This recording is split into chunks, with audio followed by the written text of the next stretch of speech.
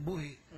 And kung mapakalingan itong rubber dam na dyan sa Albay, araw man kayo, pwede man lang ganyan. Mga saradit na lang na turbine. Minsan kasi nagkaigwan ng stigma itong sa Northern and Central Luzon na Daraculaon Sudam na araw kayo ito sa pagbabaha na ang gigibuon ta digdiman sana is just a small dam.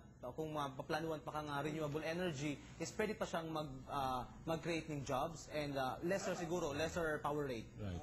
Let me just add, you asked about itong possible supply, no?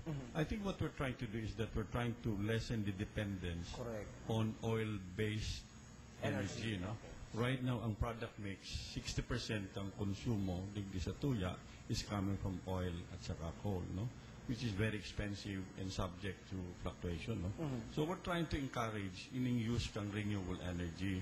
And aram ta, ang mini hydro, ang hydro is one of the cheapest na source of energy. You were mentioning about sa buhi, igwa dyan itong Barit Dam that was bidded. Binid ang Barit Dam, and ang nangyari duman, ang nanggana sa rong Tagabuhi. It is a 2 megawatt, and they're selling electricity to the electric cooperative. And you must take note that ang hydro... Pero mas mura yun. Much mura. But free yan eh.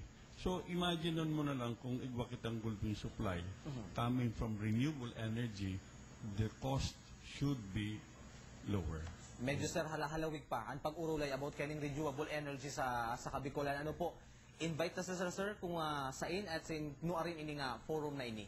Ini tabi mangyayari mo niya na aga digdi sa Avenue Plaza Hotel, digdi sa Ciudad de Naga. And dagol po kitang maabot ng mga resource persons coming from the renewable energy sector, as well as ang LGU po, as far as the provinces of Albay and Sorsogon. Igo po kita maabot na LGU officials para makabalingan digdi, makapagpartisipan and mahiling din daang sa indang potential. Alkan Sorsogon is very rich also in geothermal energy. So, magkakaigwas ito niya ng idea on how their community can also participate. Okay. And sir, si Secretary Angelo Reyes ng Energy pupunta? Well, we invited him, but I think because of the weather situation, he's sending yung in charge dyan sa renewable energy. So, we expect that maging comprehensive ang briefing tungkol dyan. Yung hindi invited, sir, pero interested na mag-attend ng forum, okay lang ba? Well, I think so. Anyway, we're going to have it documented so that we can send yung... Siguro teachers, di ba? We invited the academic. Imbitahan nila. Okay. And hopefully makaproduce kami ng DVD so that si Mayo man, they can watch it. That's good. Sige sir, good luck sa forum ninyo sa aga. Ngun niya na aga. Sa aga na pati. Ngun niya na aga.